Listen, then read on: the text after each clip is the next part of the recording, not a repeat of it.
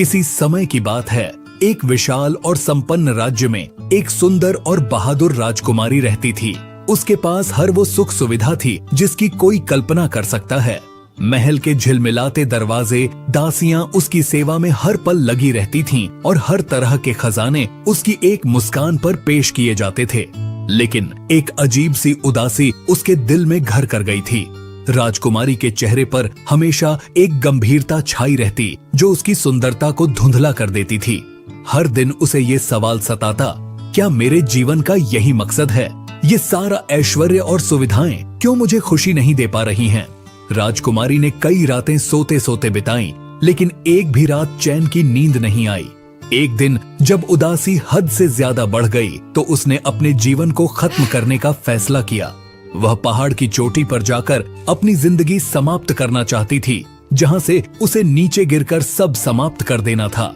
जैसे ही वह पहाड़ की ओर जाने लगी, रास्ते में उसने देखा कि एक बूढ़ा व्यक्ति कुछ कुत्तों को खाना खिला रहा था। बूढ़े के चेहरे पर शांति और सुकून की चमक थी, मानो वह दुनिया के सबसे खुश इंसान हो।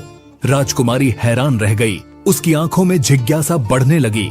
आखिर इस वृद्ध के पास ऐसा क्या है जो उसे इतना खुश रखता है? राजकुमारी ने अपने घोड़े को रोककर उससे पूछा, बाबा, आपके पास तो कुछ भी खास नहीं दिखता, फिर भी आप इतने खुश कैसे हैं? वृद्ध मुस्कुराया और धीरे से बोला, राजकुमारी जी, कुछ समय पहले तक मैं भी जीवन से हार चुका था। मेरी पत्नी और बच्चे एक दुर्घटना में मारे गए थे। उनका खोना मेरे लिए सबसे बड़ा दुख था और मैं जीना ही नहीं चाहता था। एक दिन जब मैंने अपनी जिंदगी खत्म करने का फैसला किया, तभी रास्ते में एक कुत्ते का छोटा सा बच्चा मेरे पीछे पीछे आ गया। मैं उसे नजरअंदाज करता रहा, लेकिन वो मेरी परछाई की तरह मेरे पीछे दौड़ता रहा। आखिरकार मैं अपने घर पहुंचा और दरवाजा बंद कर दिया, लेकिन जब मैंने खिड़की से देखा तो वह बच्चा ठंड से कांप रहा था। वृद्ध की आंखें भर आईं, लेकिन उसकी मुस्कान कायम रही। उस छोटे से कुत्ते के दुख को देखकर मेरे अंदर कुछ जागा। मैंने उसे अंदर बुलाया, उसे कंबल में लपेट दिया और थोड़ा दूध पिलाया।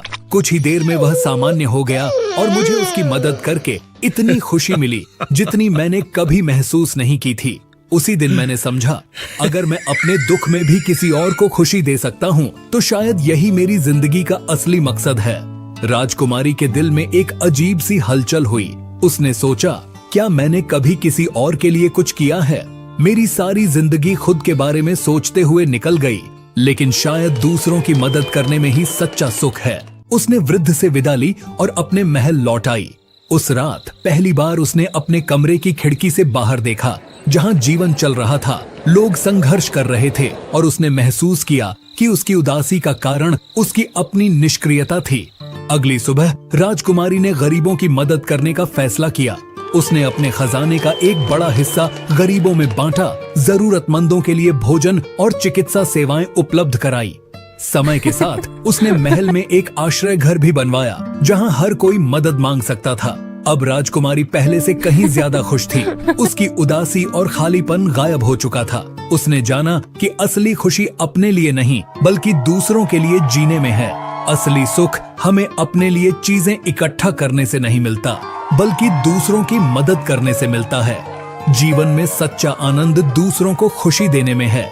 जब हम अपने दुखों के बावजूद किसी और के जीवन में उजाला लाते हैं, तभी हमें अपने जीवन का असली मकसद समझ में आता है।